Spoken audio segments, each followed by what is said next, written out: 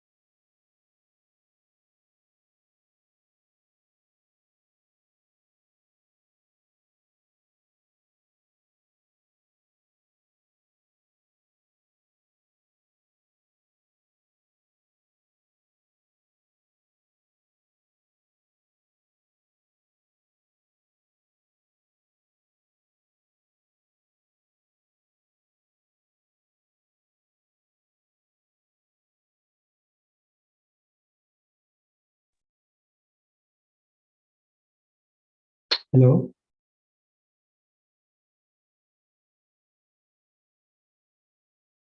Hello.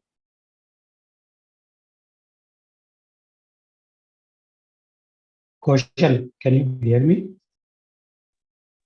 Yes, sir, we can hear you. Okay, thank you.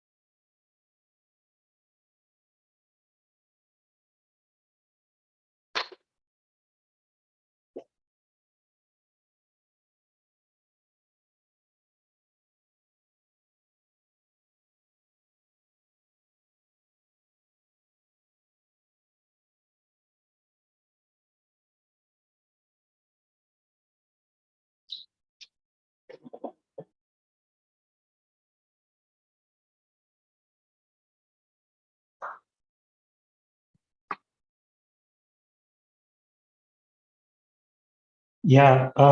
Hi, Kaushal. Are you around?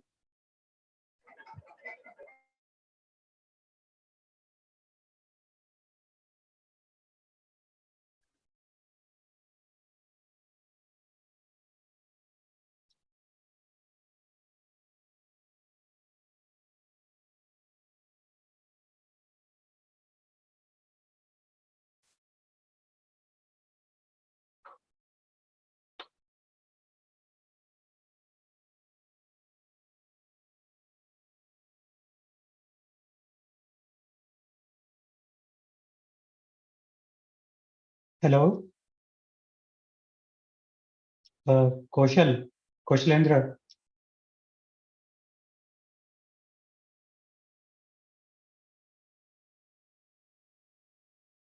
Hello.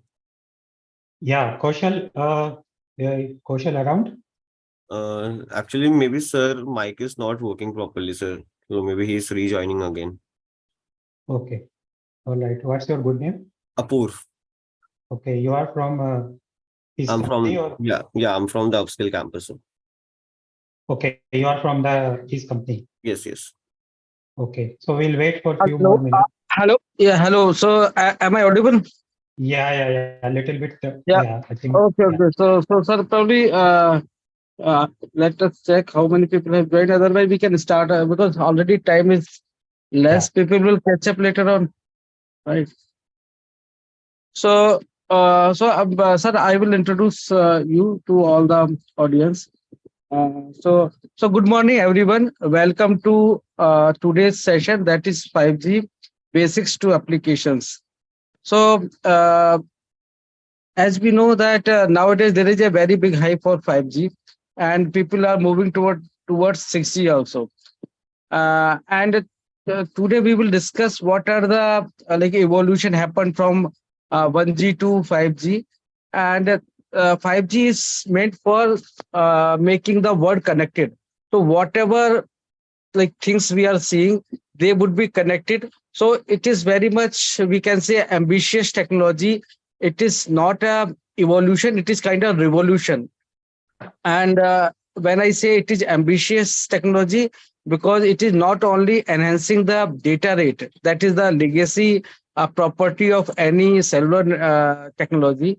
It is also aiming to different applications related to IoT that was untouched. Okay, so far. So that is the beauty of 5G, that it is also taking care of other challenges that are related to the real world. So IoT applications where ultra like it is very mission critical, or it requires very minimal delay. So ultra low latency delay, we can say. So all these things are being targeted by 5G. And in the upcoming sessions, probably today's session would not be sufficient to cover all the things. So if required, we will take subsequent sessions. So I would like to introduce you with Mr. Nitin Jain. He's quite senior to me, and like we have worked together in Sasken Communication. And he's IIT Delhi alumni, and almost he's having 20 years experience, industry experience. He has worked with TCS, Intel, and many other MNCs. And we had worked together when 3G was in infancy state. Even we were struggling to like make 64 to achieve 64 kbps or 384 kbps in the time frame of 2000 year 2000 or 2001. Okay, so 3G was considered very complex technology in compared to 2G and 4G. And even this, if we talk about 5G, it is even more complex than 3G. So let us, I will hand over to Mr. Nitin Jain. So thank you so much, sir, for like taking out time from your busy schedule and sharing the knowledge with everyone. So over to you, sir, Nitin Jain, sir. Yeah. Thank you, Kaushal. Nice. It has been always nice talking to you and interacting with you. So good morning, everyone. And Kaushal, thank you for introduction. So I will directly go into the presentation slide. Yeah, I'm proceeding with the sharing my screen.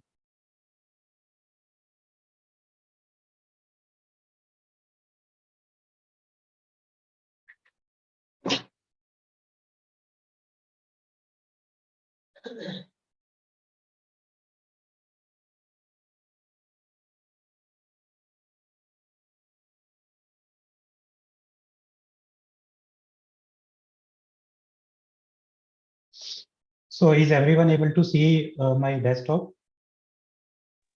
Yes, sir, we are able to see. Yeah. Yes, Good morning, everyone, once again. So before I proceed, I just would like to know the audience. So can we get a quick idea about the audience? Means from what exactly is their background and what are they into and what are they expecting? Question? Sir, basically, most of them are students only, I guess. And I had shared this link to some of other people who are interested in telecom domain. So, but I would expect that most of them are students from second year or third year or fourth year, from Okay. EC background or CSE mostly. Okay. So is EC more uh, uh, more ECE students are there or CSE students? So that information I don't have, but Okay. we can, it will be mixed. Yeah. Okay. Yeah, that's fine. Okay. So let's proceed. Yeah. It's actually when he told me that I have to give some presentation which is required. So, and he told me that 1 hour. I said it's like you tell somebody that okay, in 5 minutes you talk about all the details of Mahabharata, the Mahabharata epic. So it's such a wide and extremely big, complex setup and system that it's almost impossible to cover it actually in 1 hour. I mean, you can actually just mention the keywords and that's all. So yeah. So okay, what we'll try to do is that whatever this impossible task is there, we'll try to break it into parts and let's see how much we can cover today. I'm just aiming that we can finish in today 1 hour, the quick overview and evolution and maybe the key in air interface technology used in 4G, 5G. So little bit about my background. Basically, I've been fortunate enough to work in almost except 1G, maybe 2G to 5G. I have actually done worked something mostly in the physical layer part. So yeah, so I myself have seen a lot of technologies and 4G. I think I have worked maximum time. 3G maybe next to that, and then 5G maybe a year or so. And 2G also I worked maybe less than a year or so. Okay, so this is very broad uh, agenda of my talk today. Okay, okay. So yeah, I just wanted to show you this introductory picture. So who do you think? What are these instrument and who is this guy? Does anybody know about him? Has anybody seen him in any picture or video anywhere?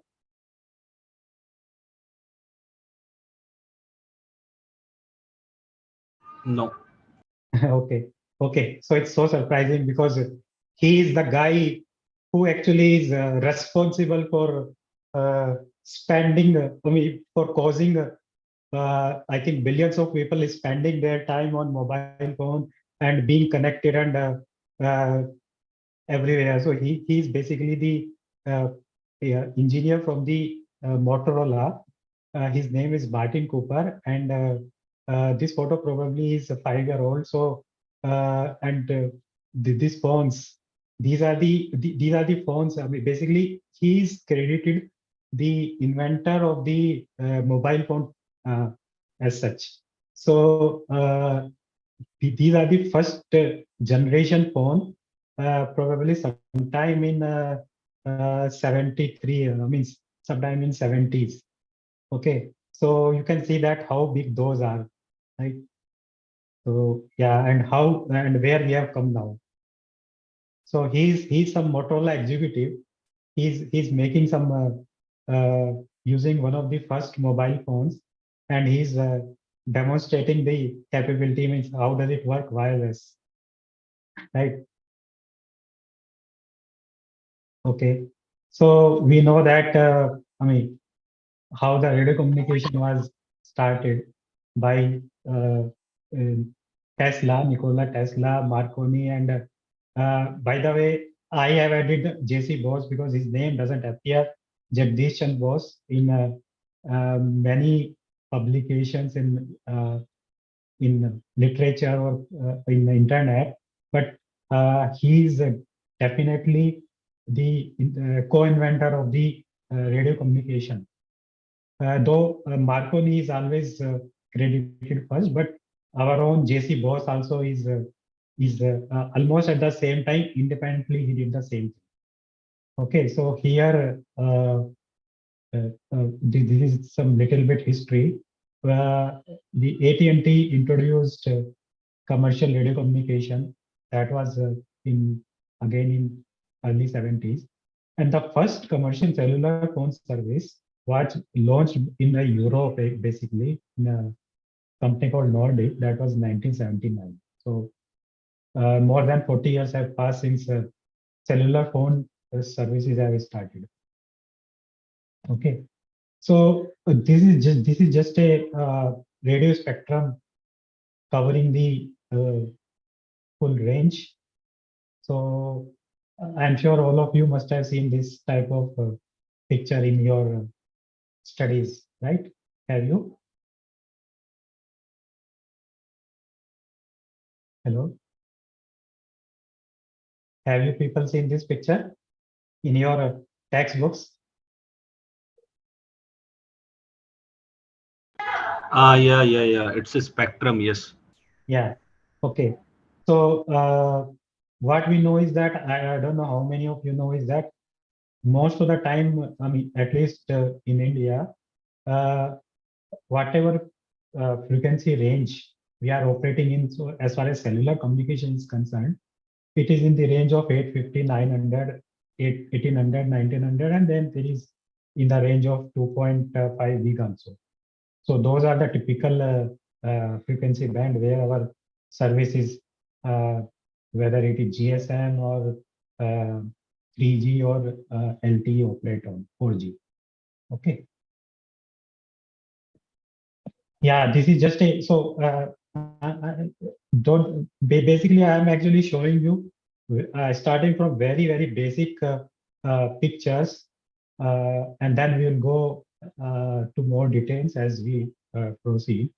So as a whole, you can see that basically the whole cellular network is like you have got typically a base station, right? Where your tower is there. This is what many people call it tower also. And then we have got this mobile handsets. And then this is a public switch telephone network. Now, many of you might not have heard about this public switch telephone network. This is basically before the cellular phones. Even now, this landline phones.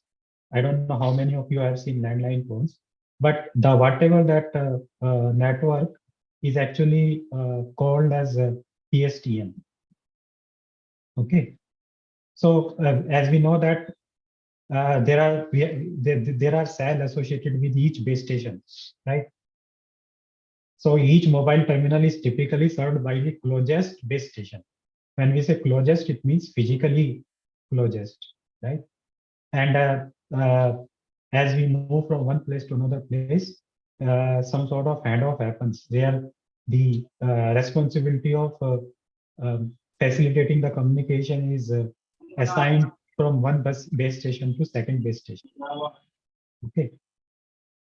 So what I would like all of you to do is that please feel free to interrupt me at any point of time. And if you have any question, so that this session can be more interactive. Okay. Okay, so this is just a typical, I'm sure this type of thing also you have seen that there is an hexagon shape of a cellular network, right? Each cell is a hexagon shape, right? And then there is this concept of frequency reuse. So as all of we know that the spectrum is limited. The spectrum actually is one of the most expensive thing in the world.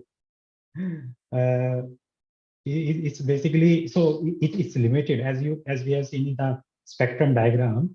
So obviously there has to be the reuse of the frequency, the spectrum, right? So this is what cellular communication typically does, is that the same frequency is reused in some other cell. The idea behind here is that the interference caused by that particular frequency is actually attenuated quite a bit to the so that the some other neighboring cell can use the same tower, can use the same frequency. Okay. So this also means is that the each cell or each tower has actually transmit limited power. Yeah, but in practice, what happens is that there will always be some interference, even though it is being reduced. Still, this frequency may cause some interference to this frequency, right? Apart from that, the other cells which are having their own different frequency and they are not overlapping, they also cause some interference in some different ways. Okay, so now we come to the multiple access problem, right? So what we know is that all of you know by now know that the base station need to serve many mobile terminals at the same time, right? Both downlink and uplink. And there can be interference between different senders and receiver. So some sort of multiple access scheme is required. So what does that mean is that basically whatever resources are there, you can see time, bandwidth, those have to be shared basically. Those have to be shared, and the whole the network has to be accessed in a multiple access way, right? Multiple people accessing, and there has to be a proper systematic scheme around that, right? Do you people agree?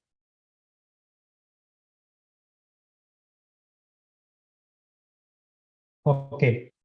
So I'm sure you people must have seen this type of picture in your textbook, right?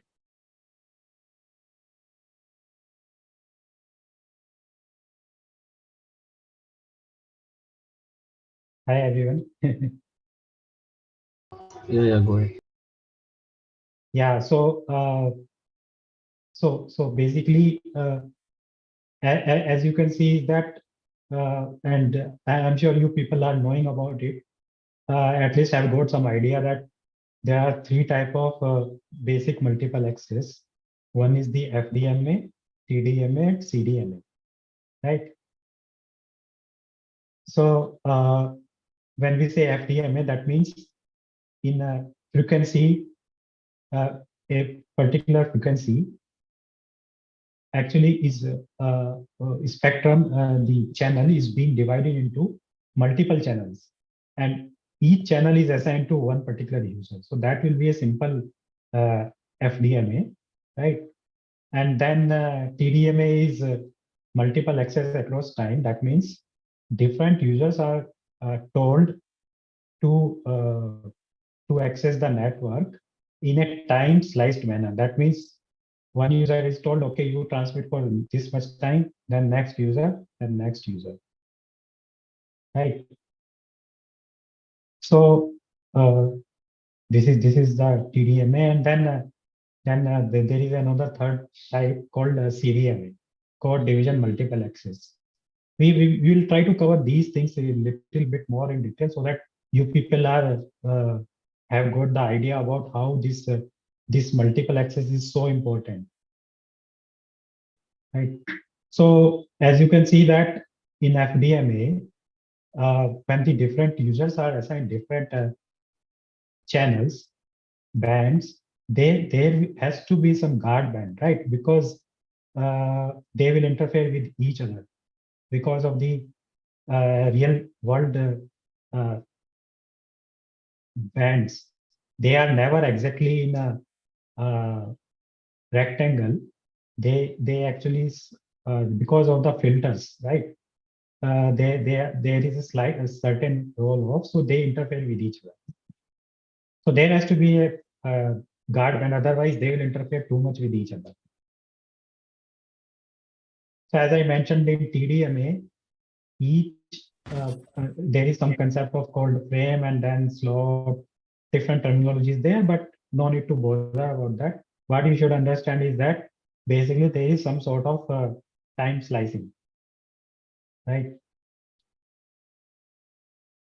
And then code division, multiple access. So code division basically is a little bit different from TDMA and FDMA in the sense that all users are accessing the full spectrum of the particular channel when interacting with a particular base station. Okay, so here they were sharing time. Here they were sharing frequency, right? But CDMA, they are all transmitting at the same time. They are all using the full band. So what then how do they distinguish with each other? So yeah, so that one, what happens is that each user is being assigned a pseudo random code, and that gets multiplied with the user data, and then this is a unique pseudo random code. Okay, and this whole waveform gets transmitted on the air, and then the receiver, the same thing is decoded, because the base station knows what pseudo random has been assigned to each user, and then it gets back the same. Okay, so if I have to give you a little bit real time, real life analogy about this multiple access, I'll try to explain to you what exactly all these three things mean, right?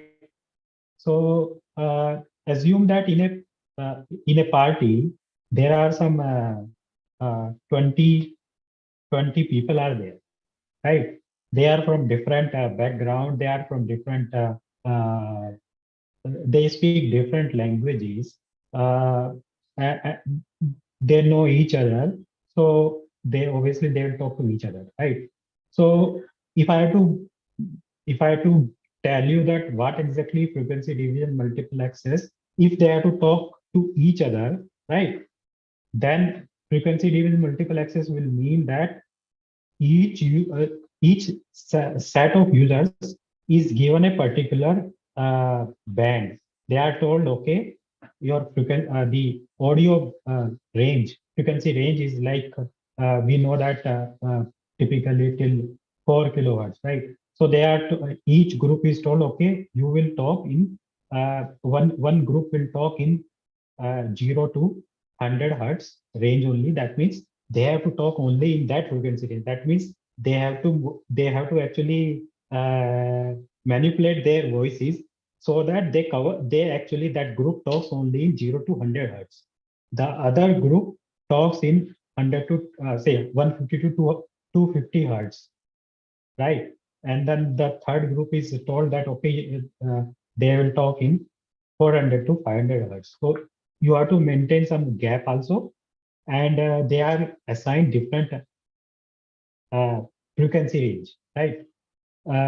So they have to manipulate their voice, of course, isn't it?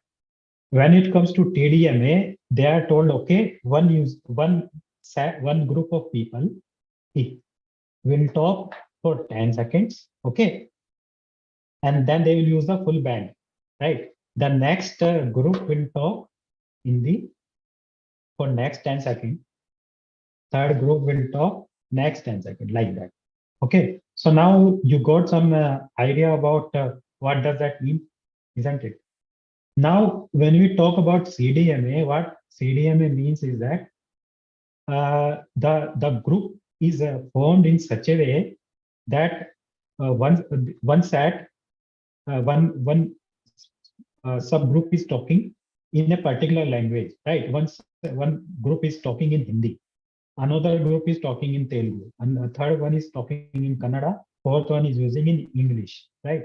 So now they can talk simultaneously. They can use the full band, audio band, right? So did you get the basic idea of the multiple access now, and how is code? How does code division multiple access different from the CDMA and FDMA? Right? Yes, sir. Sir, I have a question, Bhaskar Yeah. this side. So pseudo-random code is unique for each user, right? Yeah, correct. And it is generated from the from which source?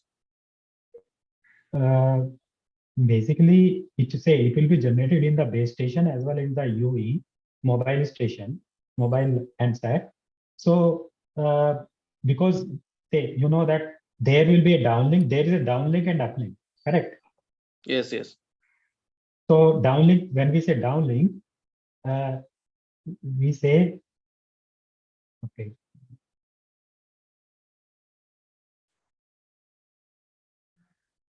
So when we say downlink means from base station, from base station to from a base station to a UE, right? Yes. Mobile. Yes. And uplink is called mobile to the base station. So this code, pseudo-random codes are actually generated in the base station as well as in the UE. And base station is having all the knowledge about everything.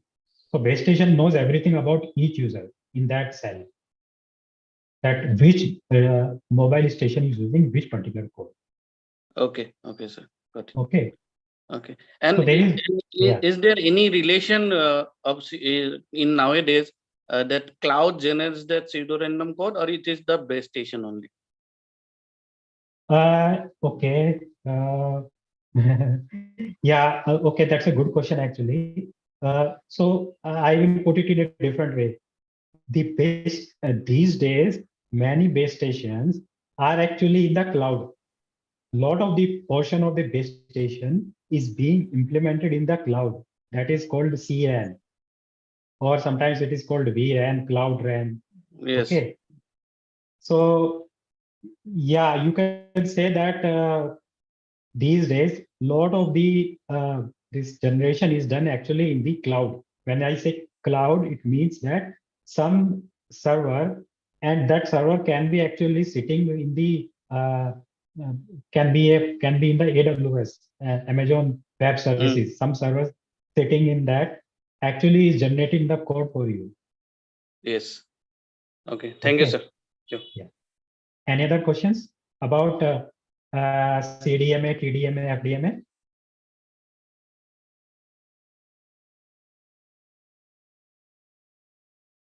No?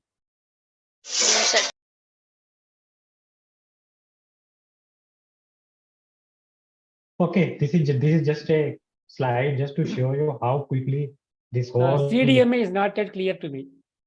Okay. So basically in CDMA, as I mentioned to you, is that in the party, the whole part, 20 people are actually assigned are actually broken into, say, 4 groups, 5 each. Okay. And each group is talking, actually is covering the full frequency range, full audio range. They are talking in 0 to 4 kilohertz, and they are transmitting, they are talking all the time. Right? But what is different in that is that each group is told that you have to talk in Hindi. One group is told you have to talk in Hindi. The other group is told that you have to talk in Telugu. Third group is called in English. Fourth group is told in Kannada. Right? So by doing like this, they are being assigned a different pseudo-random code. Right? Because all languages are quite different from each other in that sense. So each language is corresponding to a code, unique code. So that way they are talking, they can talk to each other, and they will cause some interference to each other. But because they are talking in a different languages, but each group, they can easily decode their own language. I Isn't think it? this analogy fits FDMA. Am I right? No, okay. Let me clarify. So in FDMA, each group is told that, say group 1 is told that you have to talk in 0 to 100 hertz only. What it means is that you have to manipulate, that group has to manipulate their voice in such a way that whatever they are uttering, it cannot exceed 100 hertz, right? This is just an analogy.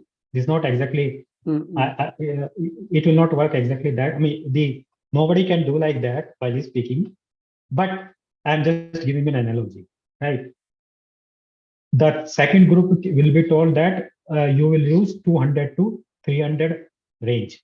That means whatever you talk, your voice should not generate any component less than 200 hertz and more than 300 hertz. Whatever you are talking, it should be only in the range of 200 to 300 hertz.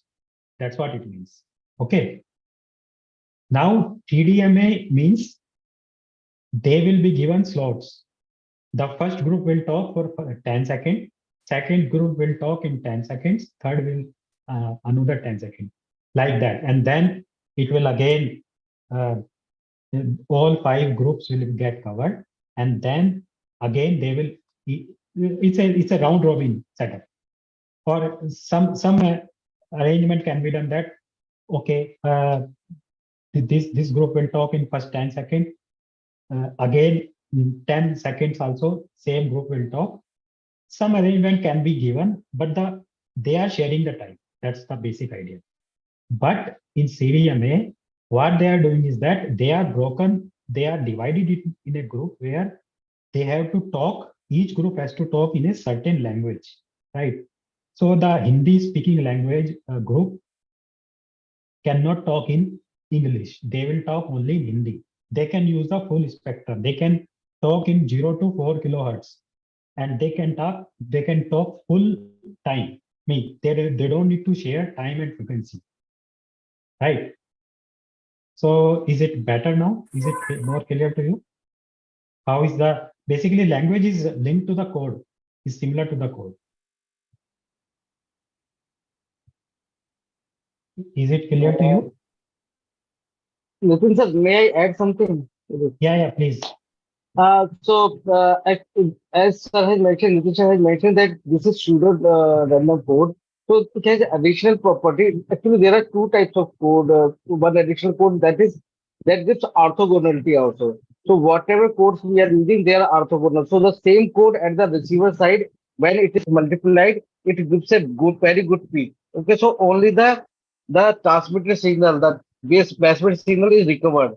Other signals will be would be having almost zero energy because of the orthogonality. So that is the beauty of using different the pseudo random code with orthogonality, due to which we can recover the actual signal easily at the receiver side. So this gives the flexibility to use complete frequency band as well as the time, complete time. So that makes it independent of frequency and time. This kind of code concept.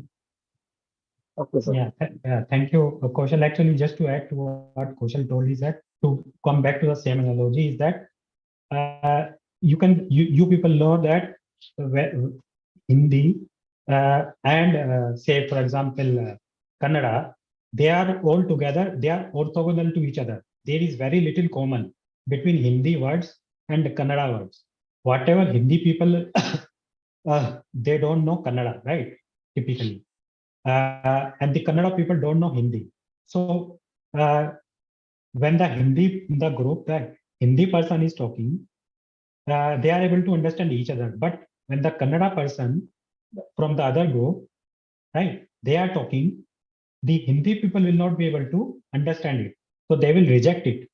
So when he mentioned orthogonality question, it means that the Kannada and Hindi are very different. They are not related. Their words are different. Their words their syllables, all are different. So there is not much commonality between Hindi and Kannada. Similarly, Hindi and English, there is not much many thing commons. They are totally different languages. So it's a different code, right? The Hindi people are able to decode whatever the Hindi people are talking, correct? But they are not able to decode whatever Kannada people are talking because they don't know the Kannada.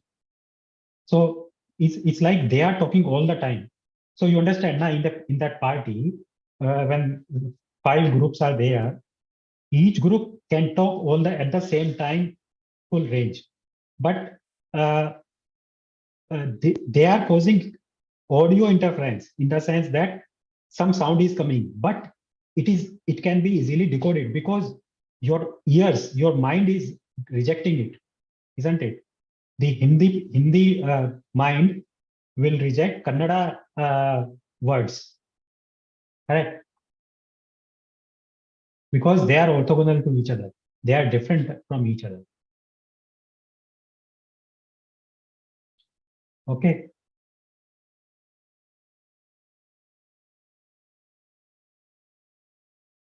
Yeah, so we as you know, I mean, just talking about that. Typically these days, mobile is whatever the cellular communication. Mobile is such a amazing technical achievement, reliable connectivity, mind-blowing performance, graphics, multimedia, battery life has to be there, speed has to be very fast.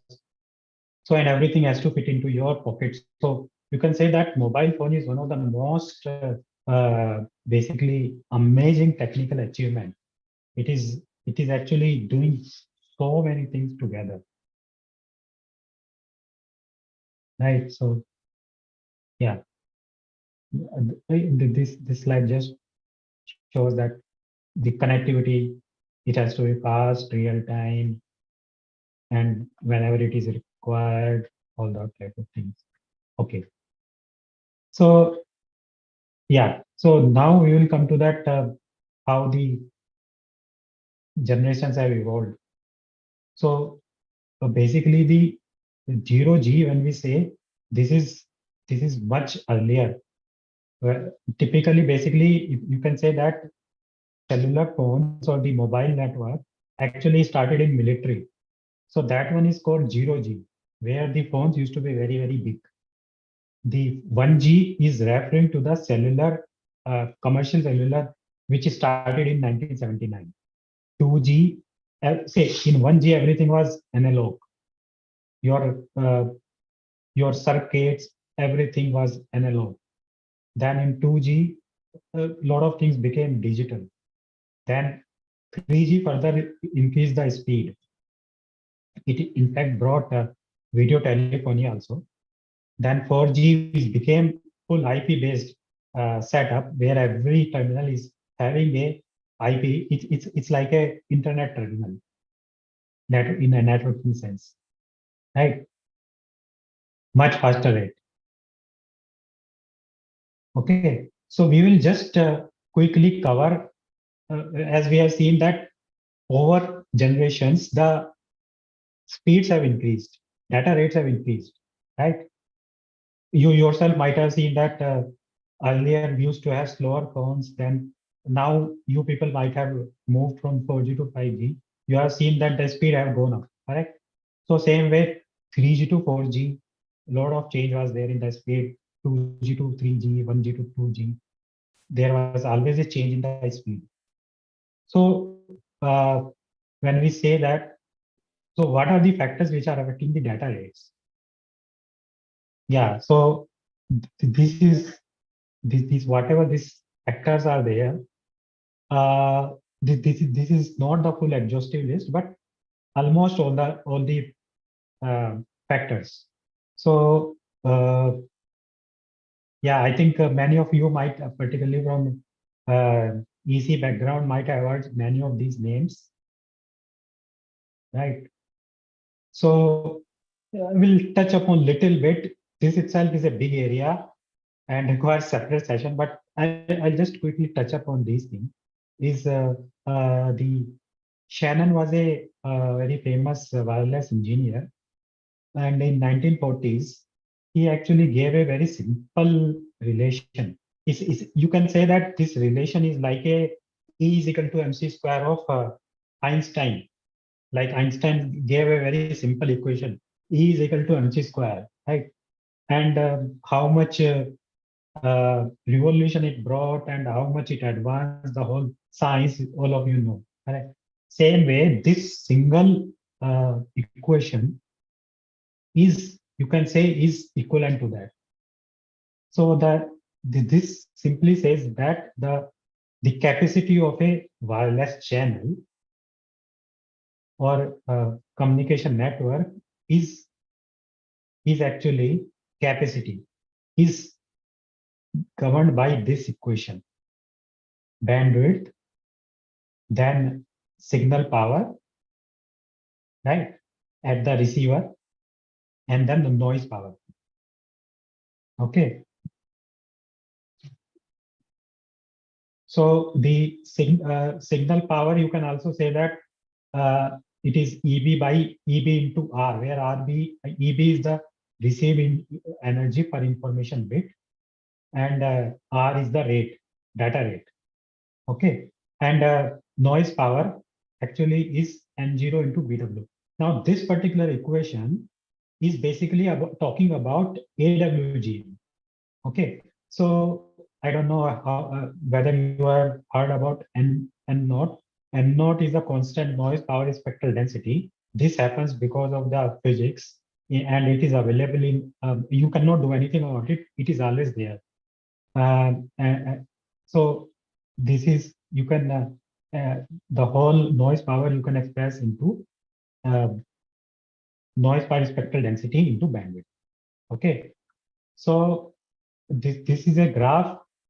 Maybe I will skip this explanation of this graph. Maybe if any of you are interested, we can discuss at it later on. But I'll just mention to you is that there are two regions of the whole communication: power limited region and then bandwidth limited region.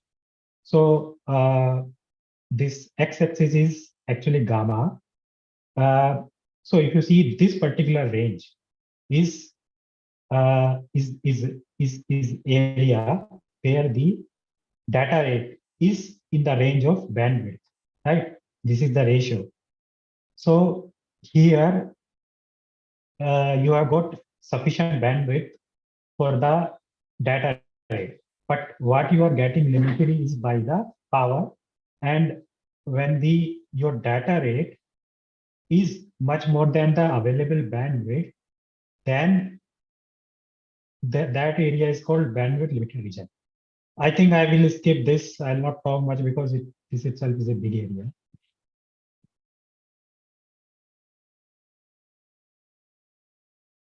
Okay, so we'll quickly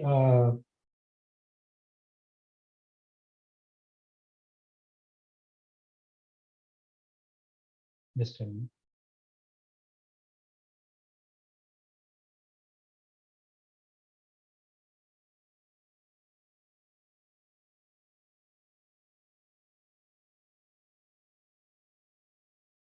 Yeah, so let me come back to this. Basically, if you see bandwidth, signal power, noise, these three things we have talked about. Then modulation. Modulation, I'm hoping that you people have studied a little bit. Modulation is all about how many points in the constellation you send, then what type of error correction coding you use to improve the decoding capability, then how many carriers you can actually, multi-carrier is nothing but FDMA. Then MIMO is basically code multiple antenna, multiple output, multiple input, multiple output antenna system, and then a certain coding. That means each antenna is having different code, a specially designed code, which can improve the channel capacity. Diversity, that means you use two antennas, the receiver. so that if one antenna and they are spaced by lambda by 2. So if one antenna is not able to receive, other antenna can receive it. Okay. Then beamforming is that a certain base station actually sends a particular beam. They use all the resources, same resources. That means frequency and there is no multiplexing between, not multiple access between sharing of time and frequency, but they use different beamforming. That means a certain beam pattern is generated by the base station antenna for each particular UV. We'll come back to this and talk a little more about a few of these things. Okay, so just to give an idea of a typical cellular network is actually having these three main items. Okay, so each cell, there is a base station, right? And whatever happens between this base station and the mobile, this is all called radio access network.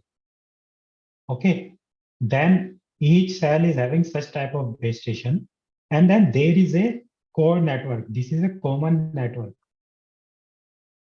Okay, common setup. This is fully a hardware plus software, and this core networks and this base station are connected with each other through some fiber or maybe through a microwave link. Then we have got this PDN. PDN means your internet network, right? And then PSTN is the old traditional wireline network. So this is a typical you can actually break all the generation cellular networks in this category: RAN, core networks, and internet. Okay. Yeah.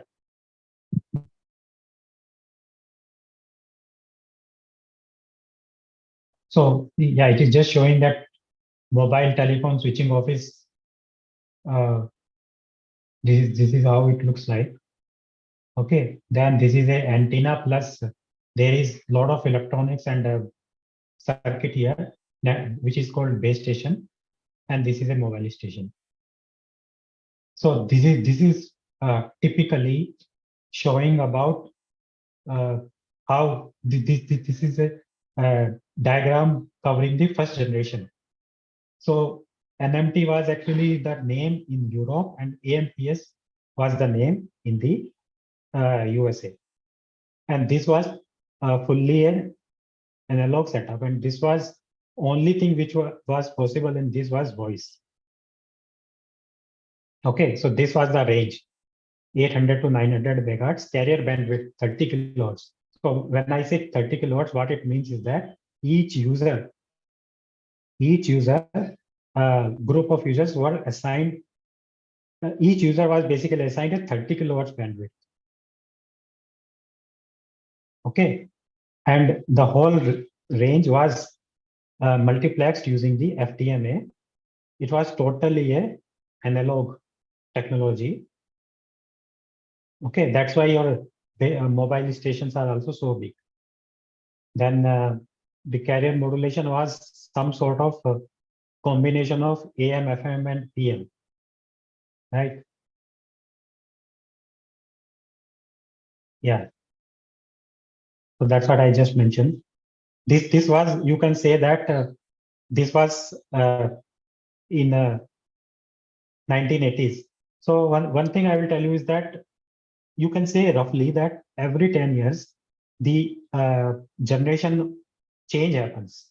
That means you can say that full 1980s, it was actually 1G. Almost 10 years it ran in the world. Of course, we never had 1G. India never had any 1G, this technology. Okay, so yeah, so this is little more details about 1G. They used very less speed, and these are the different services, and what are the different challenges in 1G. So as you can see is that there is a limited spectrum, and then the capacity can get limited because they have to use different channels. So you can calculate that you cannot have too many users at the same time. So it's not very efficient. They have to be assigned different frequencies. The handoff was a major problem. It will never not work efficiently. Somebody is moving the mouse.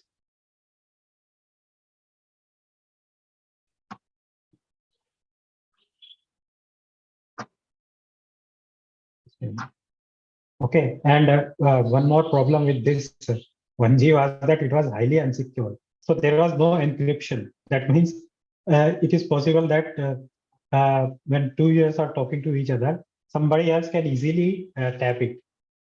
So it was very easy for the mobile company or any government set up to basically tap your talk, whatever you are talking. Yeah, I think this is some advantage of 1G over G. Will not will not talk about it. Yeah. So this is 0G wireless, as I mentioned that this was much before the basic first cellular communication, where there used to be car-based telephones introduced in 1940s. This is similar to the walkie-talkie which police people and military people use. So you can say that it's a version of that. This is just an evolution of the how the phones have evolved. Okay. So how the means earlier we were just scrolling. Now little bit 2G speed increased. Then 3G internet connectivity also came little bit, and video communication also came. Then 4G was, you can say that 4G was full-fledged, means audio, video, everything was possible in this. A lot of users were able to connect. They were using the whole spectrum efficiently. You can see that in mobile 2G, it was less than 500 kbps, and in 4G, actually it became 300 kbps. You can say that typically in 10 plus 20 years, the speed have actually gone up by 600 times. Right? I think I already talked about it. Yeah. Okay. We'll just skip this. What are the typical problems? You can go through it. Yeah. So let's come to the hello. Sir, I have one question, sir, in general. Yeah. I mean, see, CDMA thing, is this still getting used somewhere in the world, or I mean, or is there any relation between 4G, 5G, and CDMA thing? Because CDMA was totally different technology, right? Whether it is getting merged with 4G somehow technically, or is it not getting used now? Okay, yeah, that's a good question. Actually, you asked multiple questions. I will just try to answer you one by one. So yeah, basically 3G also, which is mainly the CDMA based technology, it is still being used in many developing countries. In fact, in India also, BSNL, the government telecom company, they still have 3G network. In fact, if you go to remote areas, you can find people who are still using the 3G. So in India also, in remote areas particularly, a lot of people are still using on 3G. So it is still in use. Okay, in India as well as in so many developing countries. Sir, I remember that Verizon used Sprint. Sprint was still using CDMA, but while they moved to LTE, 4G and 5G, so is that technology still getting used in 4G CDMA thing? Okay. Yeah, actually, yeah, that question requires actually has got a big answer. I think I will try to cover that little bit later on. Definitely, all these technologies now. Say in anything in the life or in the world, whatever happens, there is always an evolution, right? Today we are talking about evolution now. So how things have evolved from one generation to another generation. So everything is evolves. So 1G has evolved into 2G. So 2G has used some technology of 1G, right? Knowledge and technology, plus it has added some new things. Similarly, 3G used whatever 2G was there, so many things were there in 2G, knowledge, information, technical know-how, concepts, so many were used, but it introduced new things.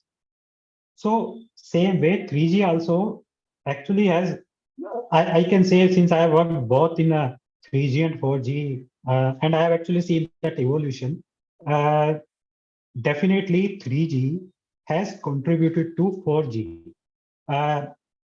Not in the modulation on the multiple access, but there are things like HARQ, HARQ, and the concept of HARQ and the timing. All that actually has come in 4G from 3G. 3G basically evolved. So 3G, there was a basic WCDMA, R99.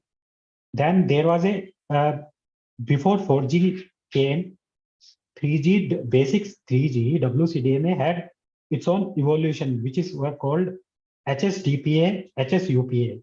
HSDPA, the was actually very close to timing and framing wise similar to the 4G.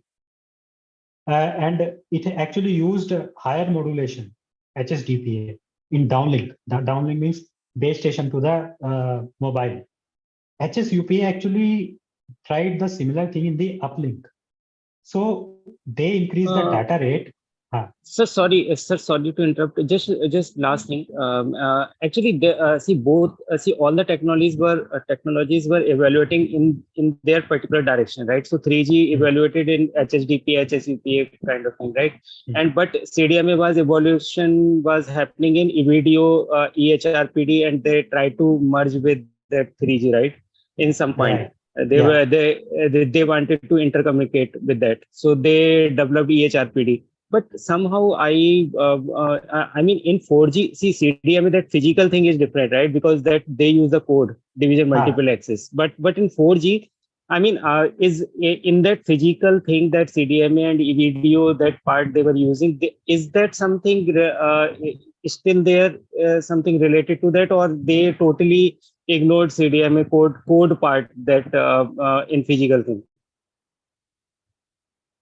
Okay. Actually, this is a very loaded question. Answer is also equally loaded. I can actually this whole answer to your question actually can take many hours. But I'll just give you a basic idea. So when 3G evolved from to 4G, the basic air interface technique changed into something called OFDMA. I got some slides about OFDM and OFDMA.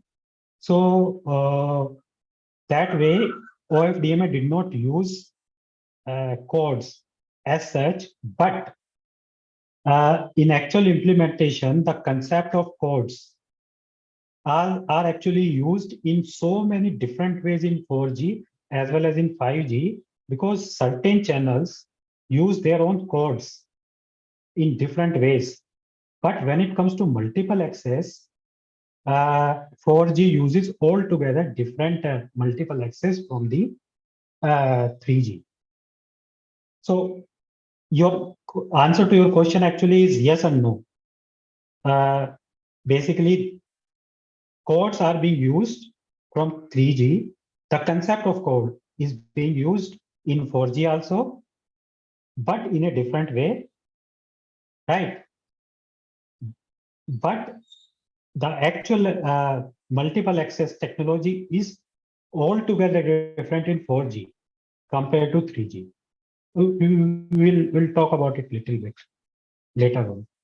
Okay, at this point, I will say this much only.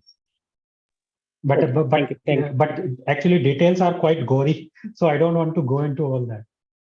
Right. So the as I mentioned, 1G was actually a fully analog system. 2G. Now the first 2G was actually was a major jump from 1G to 2G because it was mostly the digital system. Okay, and the first I think 2G call happened sometime in 1989 or maybe in 1990. Again in the US, in the Europe, I think Finland it happened first. Yeah, and US, United States, they were actually having a different version of 2G, which was called IS-95. That was again CDMA based. So I don't know how many of you have seen feature phones, but people like me and Kaushal, we have our first experience of the mobile phones was with a 2G phone. It used to be a Nokia, typically a Nokia big phone, very, very sturdy, something like this, whatever you are seeing here. Okay, and this is what many of us who are in their 40s, we have actually our first mobile phone was something like this. So in fact, I also use this one, and you can find people who have used this type of phone. That this was their first phone. So it looked something like this. Now the core network has got more evolved. It is called MSC. It is connected to the public Swiss telephone network, wireline network. In one side, another side it is called to internet, and then there is another actor which has come, which is called base station controller.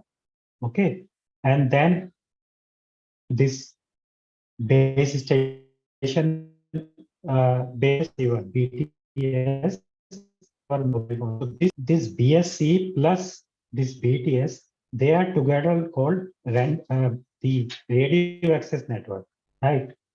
So basic thing is still remains same.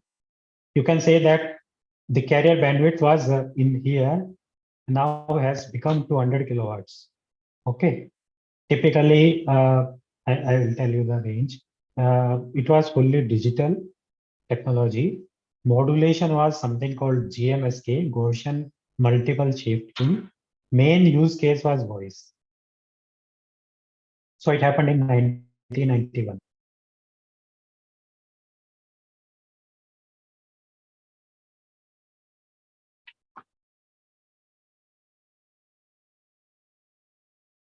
Yeah, so something interesting to note here is that actually 2G used TDMA, combination of TDMA, CDMA I mentioned, IS-95, and FDMA also, combination of that. Right. So you can see that different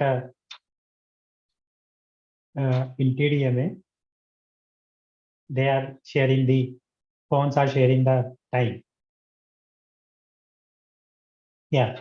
So CDMA. So actually in US had their own version of 2G, and it was digital, and it was actually called IS-95.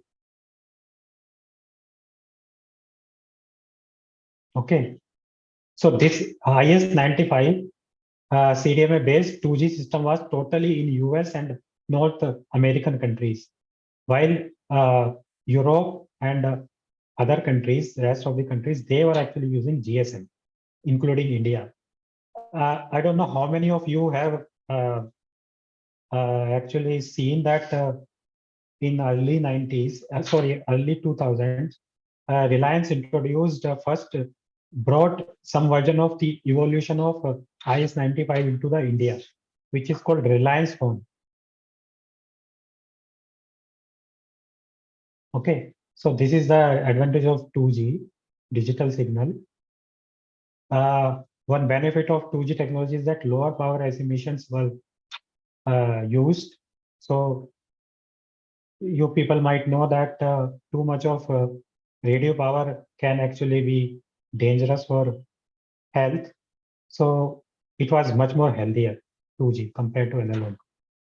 And the first time the 2G actually phones gave you the texting SMS, right? I think you people, many of you may not have used SMS, but I think you people use SMS mostly for OTPs, but this first came in 2G only. And this was our main primary mode of communication, sometimes with the other people. If you don't want to use voice, use SMS. So one problem of 2G was that if a lot of interference and unfavorable conditions, lot of dropouts will happen. So call drops was quite high. Right. This is just an, I already mentioned 1G was basically AMPS, NMT. Mobile 2G was GSM, DMs, I think was there in some countries. CDMA 1, this was the one, even I think Sprint or Verizon used this CDMA 1 in US. This was CDMA based. Yeah.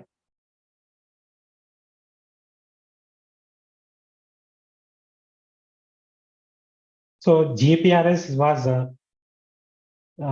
something got improved. Speed was increased from a few thousands of kbps to 114 kbps. They were able to make calls and send data. The speed was extremely limited, but it was possible. Okay, so it is about GSM, downlink, uplink. Basically, you can see that downlink and uplink were separated by the frequency. So they were separated by 95 megahertz typically. Okay, this is one particular band. Each band, basically channel was 200 kilowatts spaced apart. Okay, this type of figure we have already seen.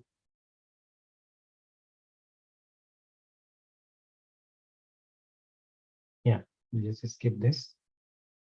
Yeah, this is the typical phone, Nokia 1100. Yeah, this got released in 2003. These are the band. Even now, actually, you can find a lot of people in villages and people who are not so rich in remote areas, they still carry this type of phones. So these phones are very much in use, you can find. Maybe now instead of Nokia, some other manufacturers are making them, but they look similar to this.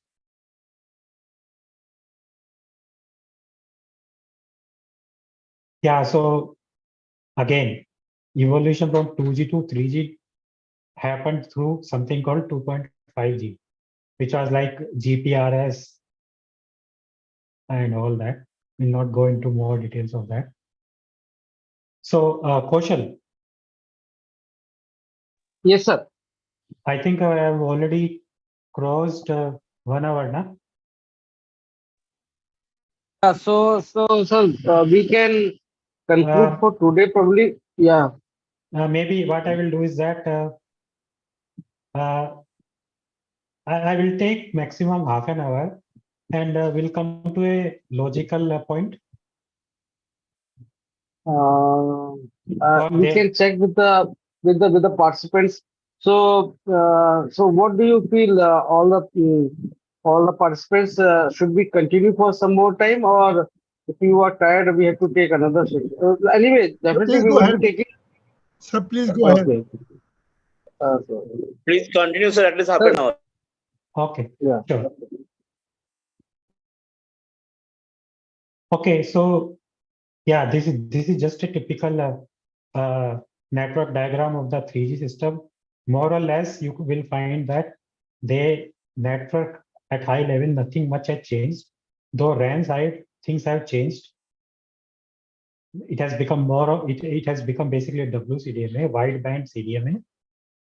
The bandwidth is each channel bandwidth is 5 megahertz. Technology is fully digital. Modulation was QPSK, 16 QM, even 64 QM also. Okay. So you might be seeing some different something like this in mobile switching center. HLR, AUC, VLR, EIR. I'll just mention what are they. So basically, this is a database. HLR basically is a home location register. AUC is authentication. VLR is visitor location register. EIR, something related to that. I don't remember the full form of that. So this is basically a database of the information related to the mobile users. Okay, so maybe I should okay, we will come to this topic little bit later on. What exactly this mobile switching center does it? At present, you can assume that all related to radio network, radio access, these are the guys. Okay, this is more of a software part. Okay, which takes care of authentication, authorization, and providing quality services to all the mobile users. Okay, so we'll talk a little bit more about this part later on.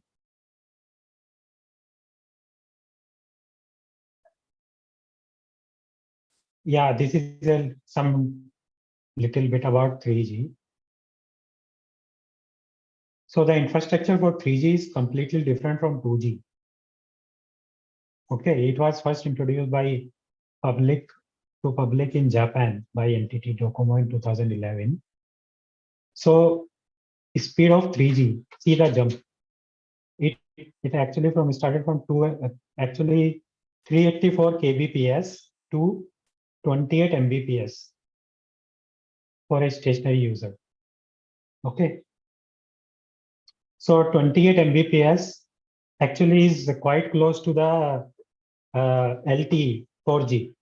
So because this 28 mbps happened because of the technology called HSDPA, high speed data physical access, something like that.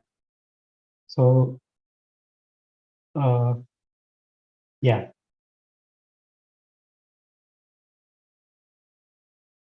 So we have already talked about what is basically CDMA. So we'll not go into details about. There is a lot of details in about WCDMA. What are the different channel structure?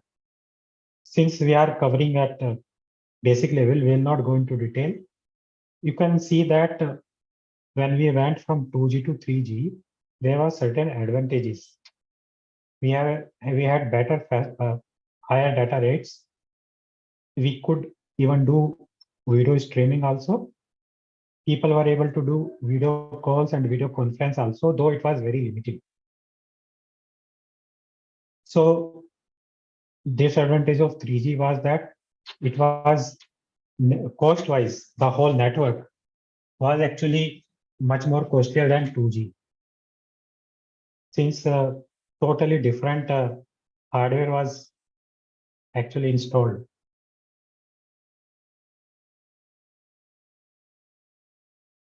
Yeah, high speed downlink packet access. So 3.5G, from 3G to 3.5G.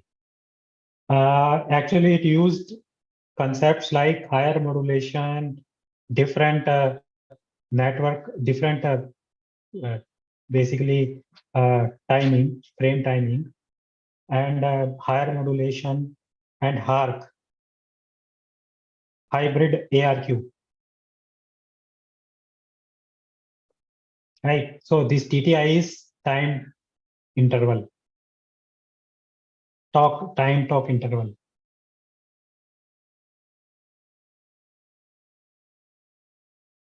Yeah. So within 5 megahertz, you are actually able to get 8 to 10 Mbps. And if you had multiple antennas and a special code, you can even go up to twice of that. So somebody asked the question, now, how did we, I mean, what are the things which were used from 3G to 4G? So exactly AMC, MIMO, HARQ,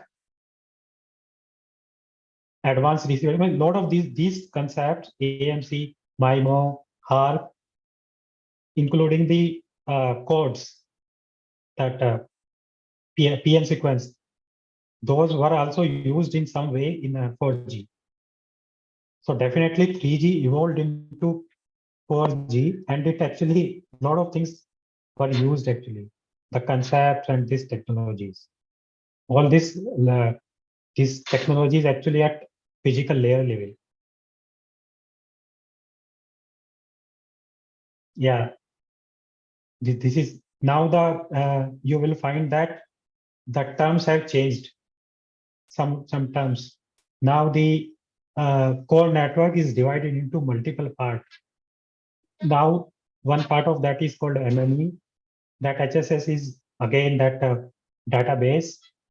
Then packet gateway, which is basically connected to the internet, and then service gateway, which is connected to the PDN, and also interfaces between MME and eNode B. So now BTS, the name changed. Oh, I think I came to the 4G. Yeah, this is 4G basically, sorry. This is 4G. So now the name has changed. BTS has become, UTRAN has become eNode B. Okay. And then new terminology have come. Now MME, SGS, P gateway, service gateway, and they are connected to the internet and public switching network. And the whole thing is called EPC. The earlier, whatever you called it core network, now it is called EPC.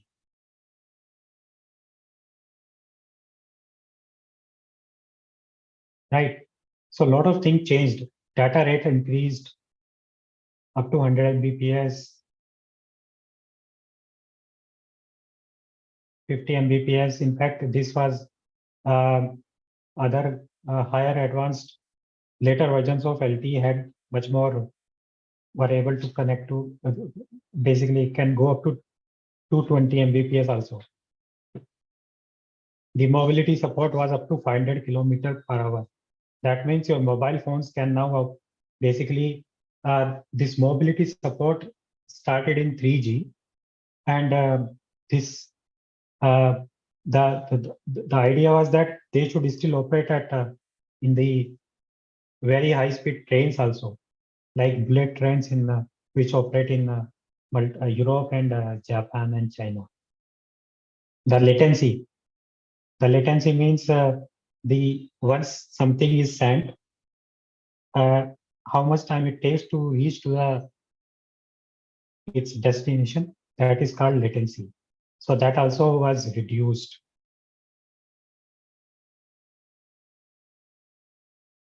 Yeah, okay, I'll just skip this thing.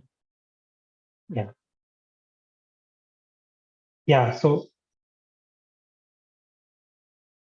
we have seen that we started from 1G, 2G, then 3G.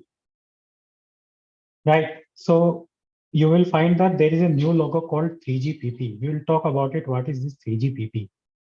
This is a consortium of organization which actually is responsible to make standards for all our 2G, now evolved version of 2G, 3G, 4G, and 5G.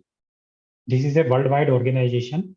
Its headquarters is in Paris, I think sometimes somewhere in France. So yeah, you can see that how did a 3G device look like. This is some particular model of Nokia. The camera has come, right? Battery capacity has increased. Speed has increased, as you can see, 10 Mbps and 2 Mbps in the downlink. So the bands were similar to the frequency spectrum wise, similar to the 2G.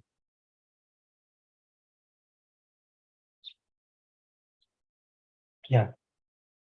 So 4G actually is the fourth generation. This commercially launched in 2010. So as I told you earlier, every 10 years that typically the generation changes. So 1980 to 1990 was full 2G, sorry 1G. 1990s was all about 2G. 2000, first 10 years of 2000s, 2000 to 2010, it was all 3G. 2010 to 20 typically were actually 4G. Now we are already in 5G. So every 10 years, the technology, cellular communication technology is going to a next level. Yeah. So as I mentioned earlier, the main technology used in 4G wireless system is OFDMA. So I got some few slides about OFDMA. Yeah, it's called orthogonal frequency division multiple access. We'll cover this in few slides because this is a very important topic. Yeah, just the advantage of 4G, much more higher speed, right? 10 times of 3G. Latency also came down. Yeah, disadvantages of 4G. Earlier in 3G, we were using 5G bands. Now it is 4G uses 20 megahertz. Then the error correcting technologies at physical layer level is much more advanced. Data charges are high. Okay, I don't know whether this is applicable to India, but anyway. So you can say that how this evolution has happened. 1G was voice, 2G, voice plus data, 2.5G, high data rate, 3G, voice, data, video, right? Internet surfing also, 4G. Lot of devices got connected. Everything is IP based, much more higher speed, lower. One more important aspect of 4G compared to 3G is the battery efficiency. So 3G mobile sets consume lot of battery. Compared to that, 4G handsets consumes the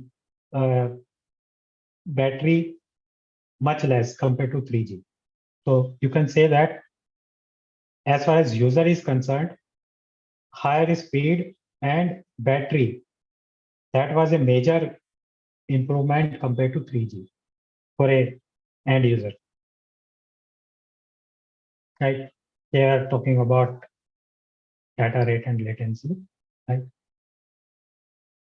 Now in 4G, actually some of the advanced, which is called LTE advanced, is going up to 3 Gbps, and 5G NR, 5G, fifth generation, actually is almost 10 times of this. right? And latency reduction by factor of 10. Okay.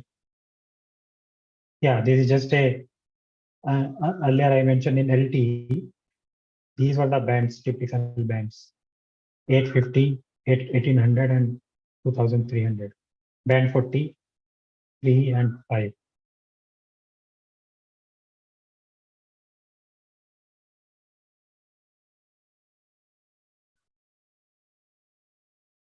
Yeah, I'll just skip some of this slide. This is just a evolution of the handset. Yeah. So I think I will just cover this one of the main key technology which is used in 4G as well as in 5G, which is OFDMA, MIMO, and beamforming.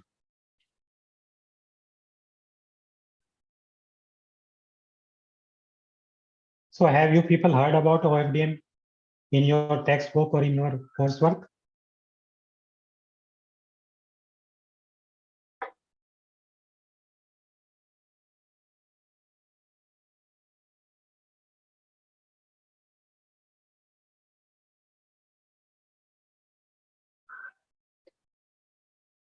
Yeah, so I'll just try to cover what is the basic concept of OFDMA.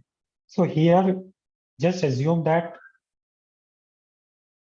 a hiker is there who is actually at a he's doing hiking, trekking, right? So he is carrying a mobile phone, and this is his home, and this is the base station. Okay, and then there is some mobile objects like some airplane is going through which some reflection can happen. It can go here and come back, or all this. It can this from base station, any radio signal can go and can get reflected by the hill or by home or anywhere and will come to here. Okay, so you know that modulation wise, we are mapping 0 to -1 and 1 to 1 plus 1. So this one is for BPSK, right? So, 1 minute.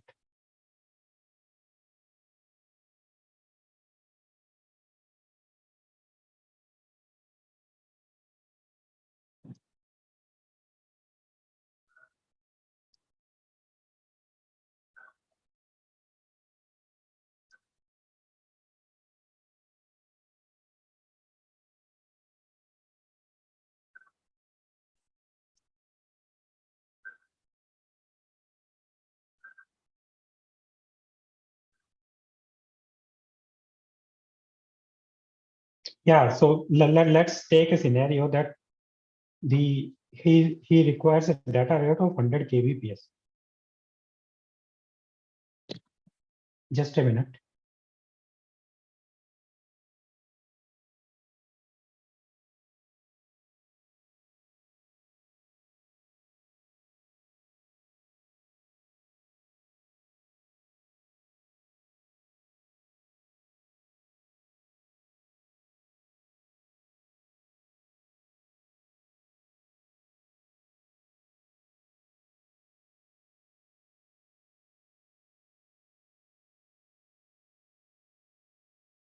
Just give me a moment. I'm just connecting the headphone.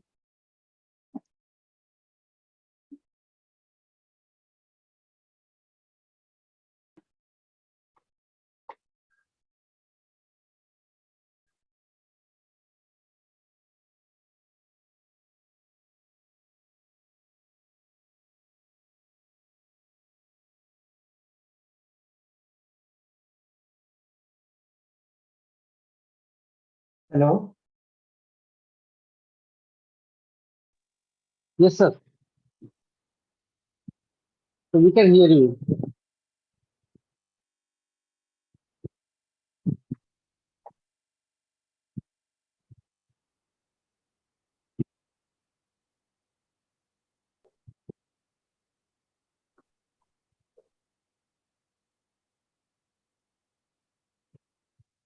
Hello, Yes, sir. can you hear me? Yeah, we can hear you, sir. Okay, actually, I just changed to the wired headset.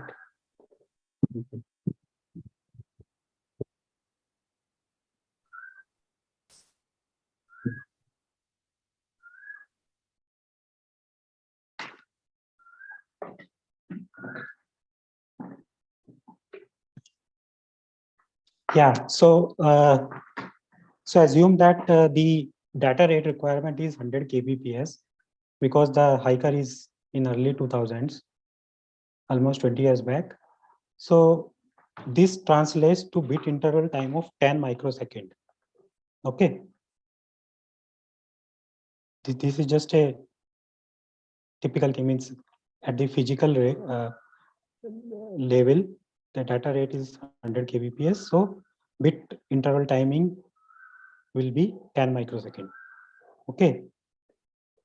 Now the assume that the basically the from base station this direct line will come directly. Okay, it will take very less time.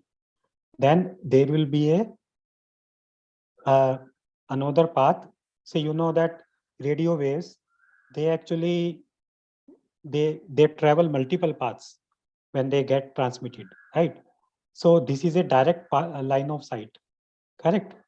But then there is another path which will first which was transmitted this from base station.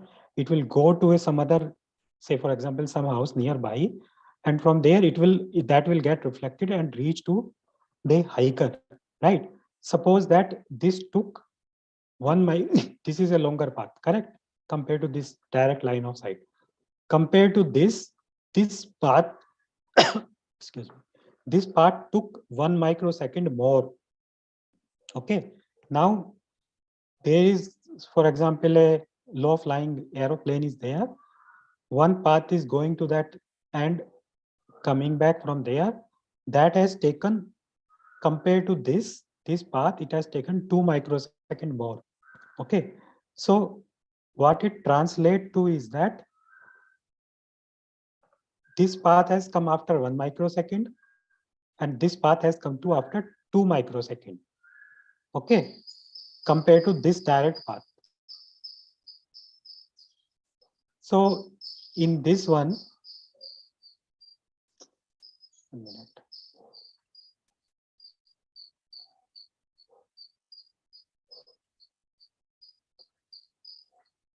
Right.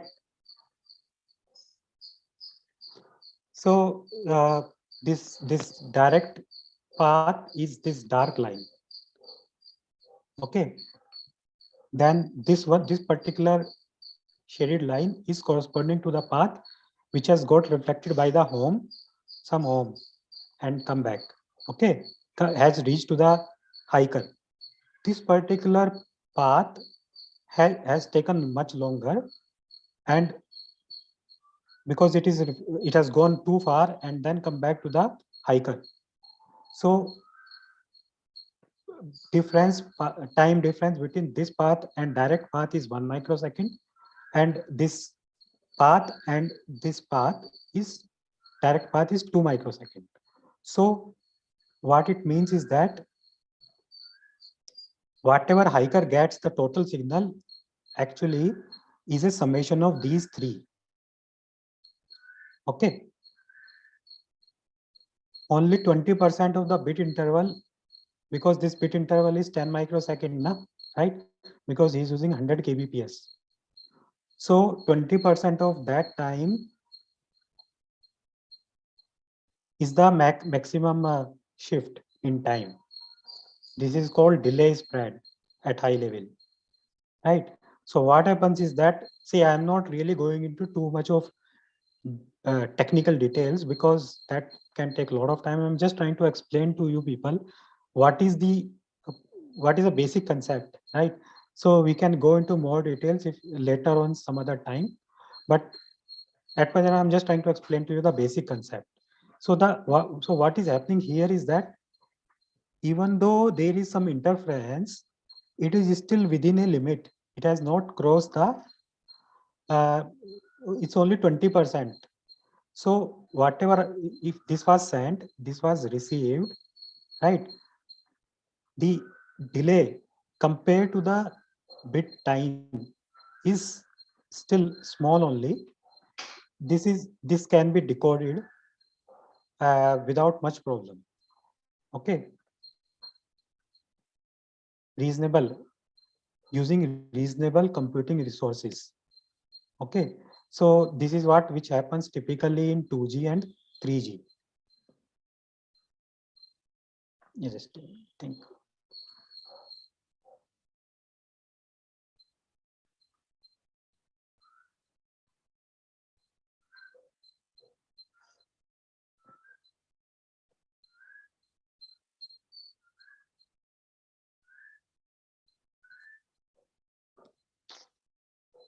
Okay, all right. So this part is clear now, that when the data rates are less, then you can still decode it with decent computing resources in the receiver. Okay, what happens if you increase the data rate? Suppose now the data rate has gone to 1 minute. I think I'm just.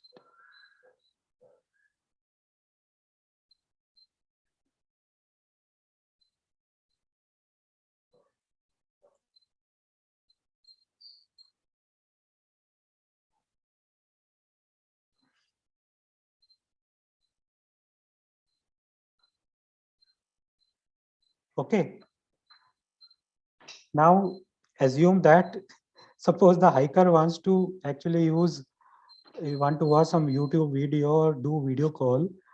Assume that the bit rate support is now required is 10 Mbps, right? So now these pulses, the transmitted pulses, bit interval will come down. That now has become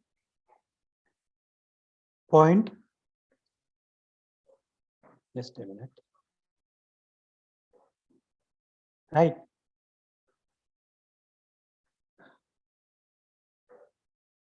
So the bit interval now has become 0.1 microsecond. It has become very short, okay, in time. Now what happens is that, if assume that same type of delay spread is there, that means it is going to the some home and then coming back to the hiker, then there is another path which is going to the some low flying aeroplane and then coming back to him, 2 microsecond. Now that 2 microsecond actually is spanning 20 bit intervals, isn't it? Because your bit interval has come down, right? Now he wants to achieve 10 Mbps.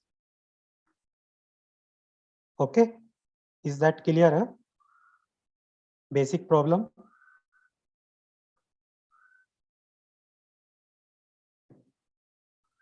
Okay, so now what happens is that now the problem has become much more difficult. This was your original bit sent bit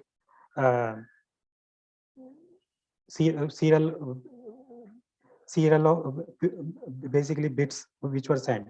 These are the multipath components. This is after 1 microsecond. This one is after another 1 microsecond, 2 microsecond from here. Now you see they are totally actually interfering with each other, isn't it?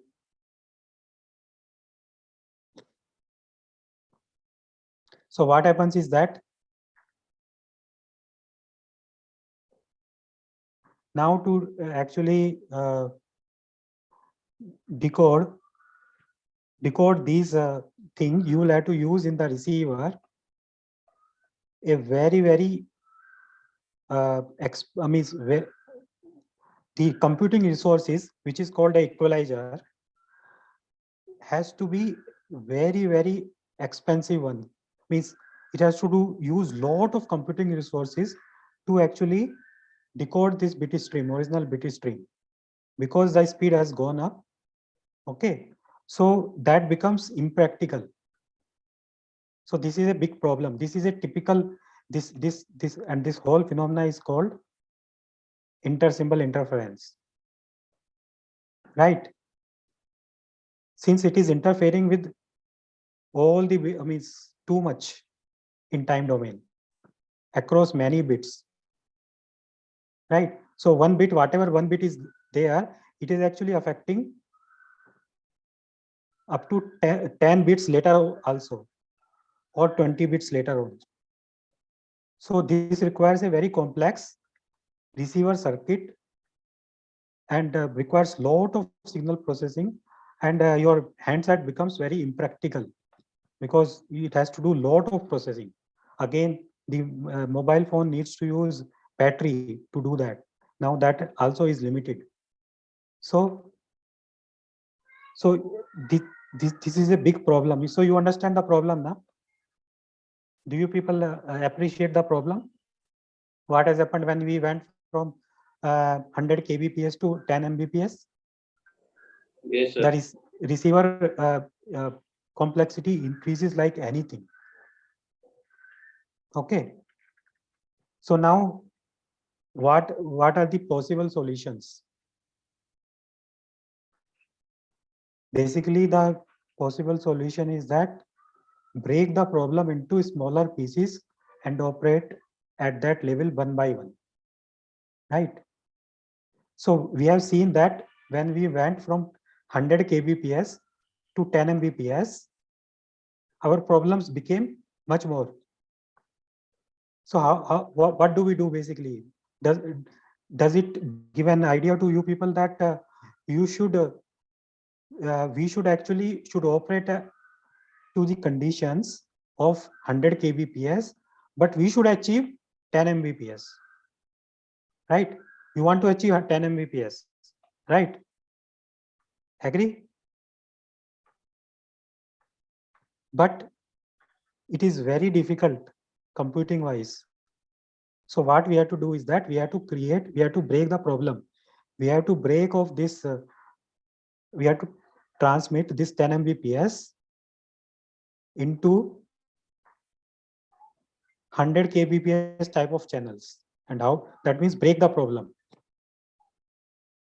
Okay. So what was our main problem of the problem? That our bit stream became very fast, isn't it?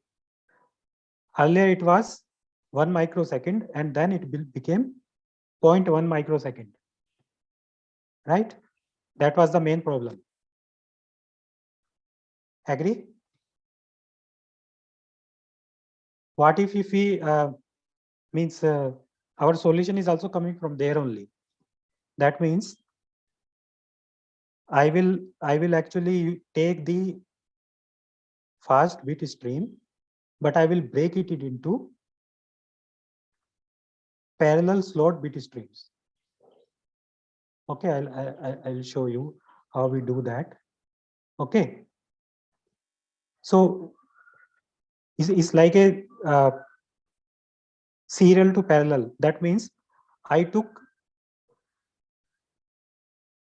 this fast stream, okay, and I actually divided it into slower streams.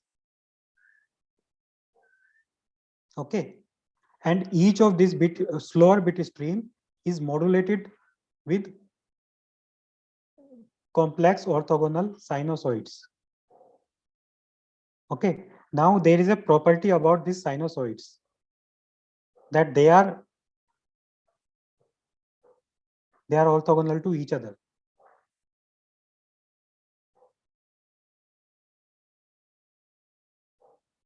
Right. Okay, let's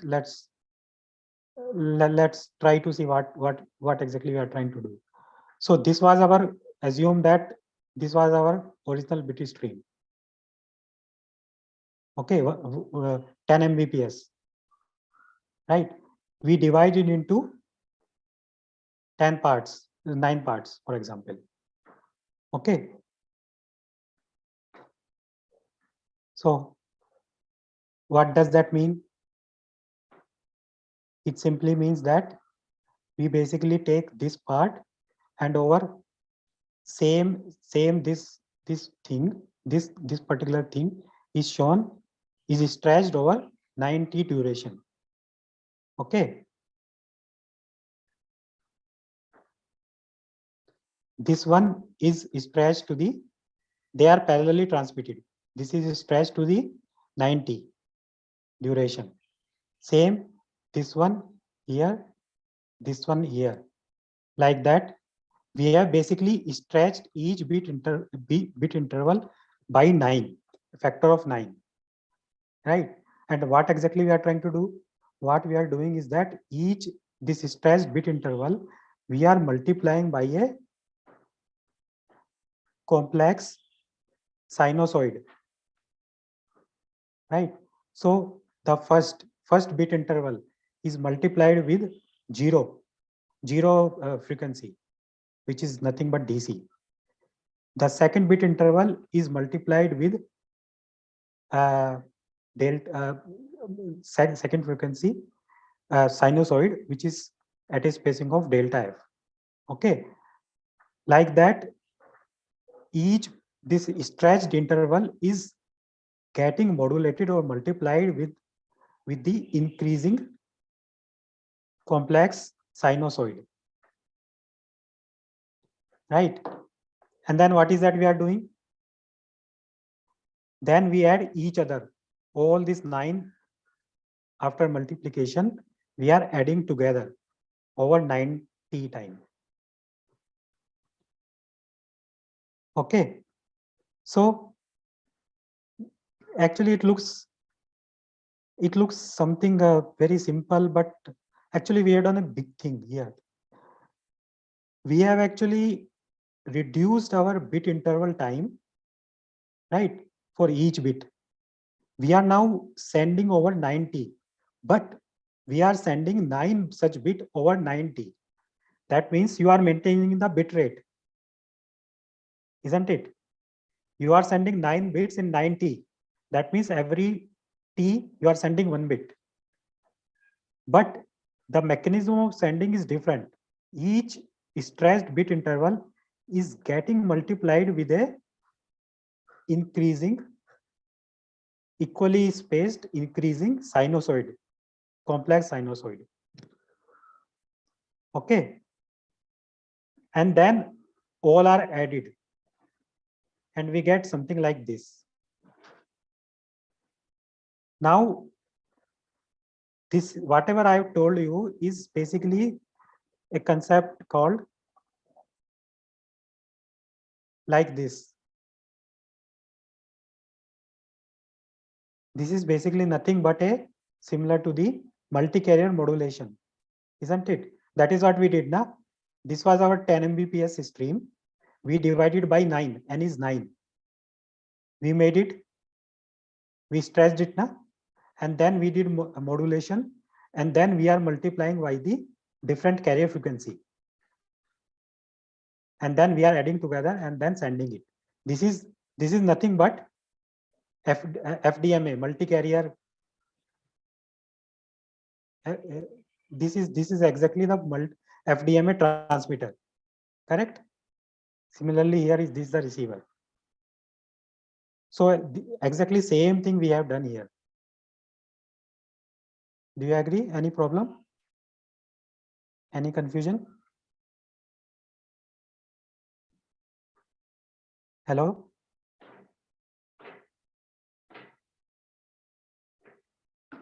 Is it clear to everyone? Actually, I want to spend more time on these things because this is a very fundamental concept and very important one.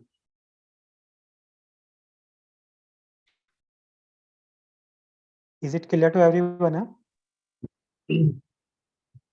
Yes, sir. I think people are writing in chat box, so they are saying it is clear. Okay. Oh, I'm sorry. Actually, I'm not reading the chat bot here. Yeah. So it is fine, sir. Continue. Okay. So yeah, so this is basically a multi-carrier type of thing we are doing, similar to the FDMA. But how is it different from then what is different about OFDM? Right. So OFDM, there is the full form of OFDM is orthogonal FDM. So O means orthogonal. So what the most unique and special thing about OFDM compared to the FDMA is that this spacing, this delta F, the spacing, basically difference between these two tones, modulating tones, which is delta F, it has got a unique relationship with this duration. So TS is nothing but if delta F is exactly equal to 1 by TS. TS is this duration 90. Okay, then what happens is that there is a magical property. They don't interfere with each other. That means you can recover them at the receiver without interference.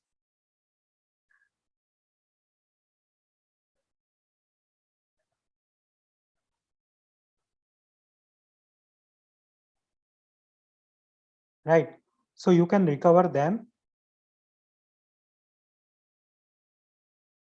like this in the receiver without any interference with, that means this bit can be decoded without any interference with this bit or this bit.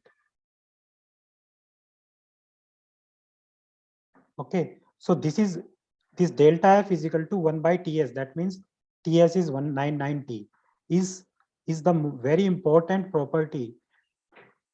This is the basically crux of the OFDM. This is a magical property. In fact, this property actually does lot of wonder. You have basically achieved lot of great efficiency just by doing this type of thing. Delta F is equal to 1 by 90. Okay, so there is some mathematics involved here. You can go through it. I have put it, but I think I will not go into too much of detail of that. We can do it later on. So we have done actually a lot of things by using this OFDM. As I told you earlier, in multi-carrier modulation or in FDMA, you needed a guard band, right? For each user. But when we use OFDM, now this OFDM here, it means is that this colored thing corresponds to 1 bit, for example. They are actually overlapping in frequency. So you have done a lot of saving in bandwidth also. That means this is a very efficient FDM system. And they are not interfering with each other. Okay. So, and that's how a OFDM signal looks like. This is a typical OFDM symbol system looks like.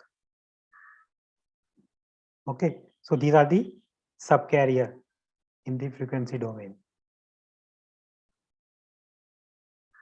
Okay, so you can see that they are actually, these are the frequency domain subcarriers, na? So this subcarrier is nothing but these subcarriers, right? Each of these frequencies is called subcarrier. They are actually overlapping with each other, but still you are uniquely able to decode them, demodulated them in the OFDM receiver, right? Then you will see that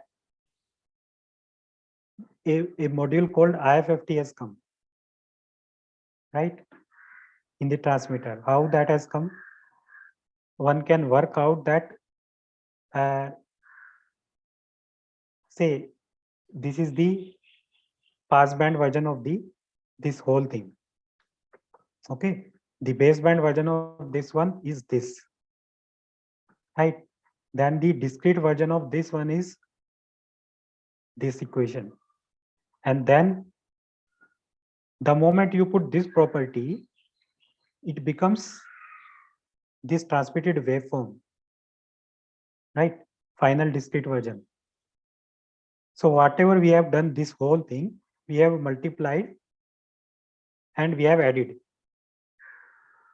So this is what multiplication, this is modulation, this corresponds to the each subcarrier, right?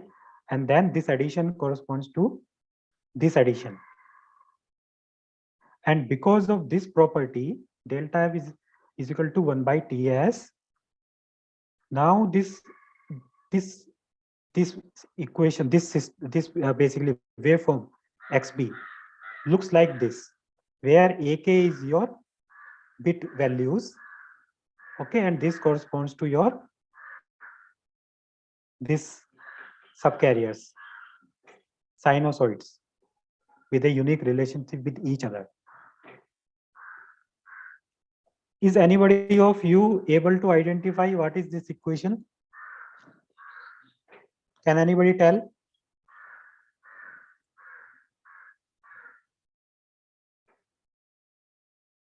Hello? Has anybody seen this equation earlier in your any of your courses? Actually, I'm sure that all of you have seen this equation, particularly electronics communication people.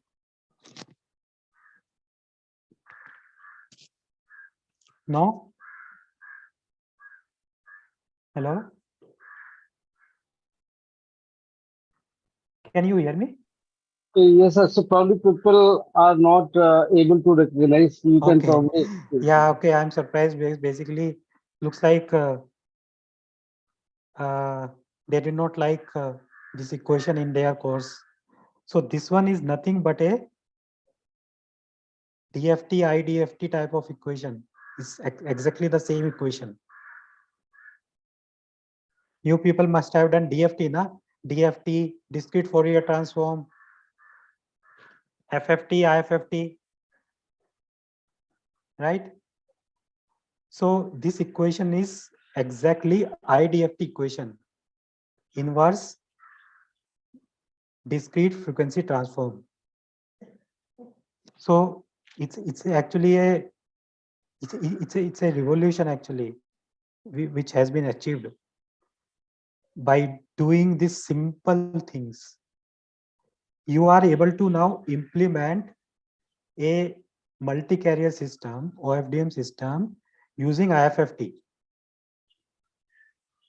right? So you took the bits, did the serial to parallel conversion. This serial to parallel conversion is nothing but bit stretching, slowing down the bit stream, then perform the IFFT, then add one more cyclic prefix. This cyclic prefix is another good thing which takes care of the delay spread, the ISI. Okay. And then in the receiver, instead of IFFT, you have to remove cyclic prefix. You have to do FFT and then parallel to serial. That means here it was slower bit stream and here it becomes faster. Okay. So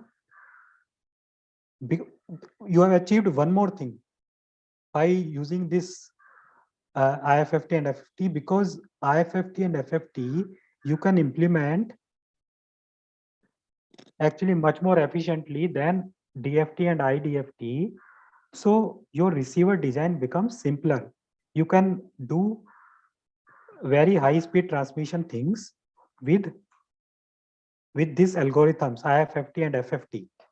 So this is the single most important technological change at physical layer level which has happened from 3G to 4G.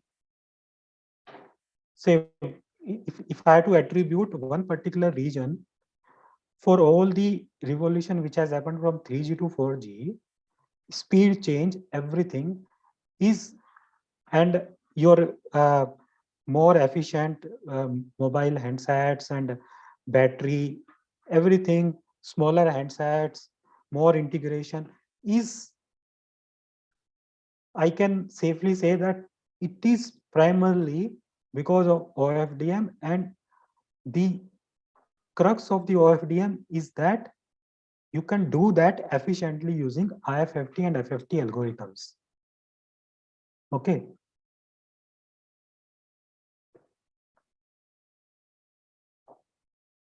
So just by doing these simple things, and the main, you have to always remember that we have to break your faster bit stream into slower bit stream.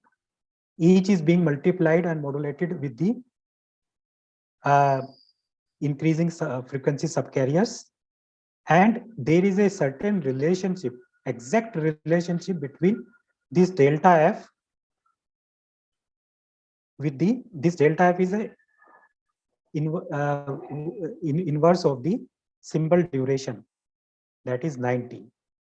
Okay, so this particular thing is a revolution. If you understand this concept, you can do a lot. If somebody is interested in electronics and communication and wants to do work in signal processing, 5G, 6G, you need to know these things very well. You need to understand this concept of OFDM and how is it related with IFFT and FFT. Okay, this is a beautiful concept. Yeah, so I have mentioned some of these good things about OFDM is that it is spectrally more efficient compared to normal FDM. Why? Because they are actually overlapping. These subcarriers are actually overlapping with each other. Okay. That means instead of, say, in multi-carrier FDMA, you need to provide guard. Now they can overlap. Actually, you save. It's actually the total bandwidth occupied is less than 50% compared to a typical multi-carrier system. So this is a major saving. Okay. It handles the multi-part transmission because we have increased the duration of the symbol, right? As I mentioned earlier. And then whatever, say, still there will be some, this 90 duration is there now. From this symbol to next 90 symbol, there will be still some inter-symbol interference that is taken care by cyclic prefix. Now this type of whatever is being done, it is very much tuned to the multiple access. Another advantage is that the channel equalization. Say earlier, all this processing, if you are not used OFDM and IFFT, FFT, it will require very complex processing. Now that processing, because of using these techniques, it becomes much more simpler and easy. Okay. But there are some disadvantages which can be managed is that OFDM is more sensitive to carrier frequency offset and phase noise compared to single carrier systems. And then power amplifier need to be more efficient because of the higher peak to average power ratio. What it means is that if you see here, the peaks are quite high compared to the RMS level, average level. So that requires much more efficient power amplifier because you need to maintain the margins. Okay, this is a little bit about OFDM. Sorry, about cyclic prefix. The cyclic prefix is another very important concept. It is added. It's basically what we are doing is that whatever this duration was there, 90 duration. This part, the last part of that is added in the beginning. That is called cyclic prefix. This has got also some great properties. It makes your equalization much more easier.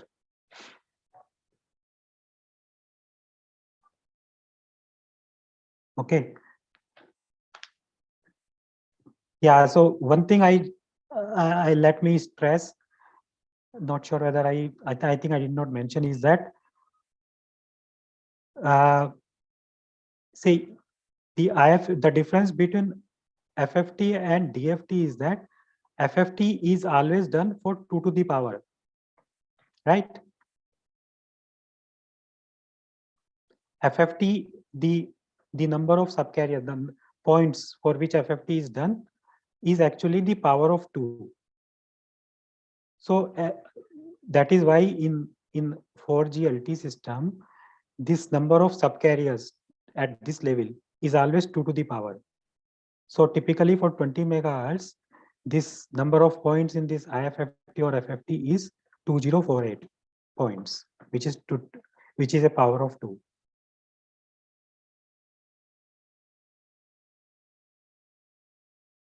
Okay, I think maybe for today this much is enough. Yes, sir. So I think it will give a very good foundation for all the participants. They can study more, and probably we can continue further in the next session. Yeah, I think, yeah, agree with you, Kaushal. I think each of you should explore these terms yourself, should read it in your books, your textbooks, your YouTube or internet, find out more about OFDM, how is it related with FFT, IFFT, WCDMA, LTE, HARC, and then you come up with the. I think the next session we should talk more on those things, whatever doubts you people are having, right?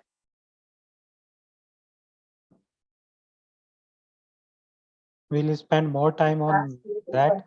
We'll start with that, and then we'll go to the next 5G session.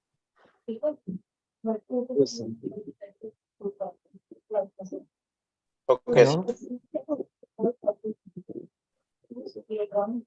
So sir, shall we conclude for today? I think if anybody wants to ask some questions for today's session, quick questions, we can do that.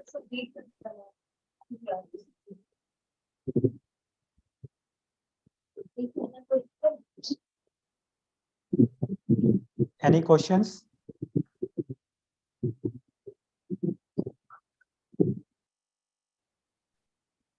Hello? So I guess, sir, there is no more question. So Okay. anyway, you have already told that the next session you will start with the questions. So let them study and let them come back. Okay. So, okay. So thank you everyone for your time during the weekend. And I would like to thanks a lot to Mr. Nitin Jain sir. For giving us like lot of information about starting from 0G to 4G, 5G would be covered in the next session, I guess. So thanks a lot, sir, and see you next time in the next session. Yeah, thank you everyone, and thank you, Kaushal, for spending your time. Okay, bye everyone. Have a nice day. Bye. Bye.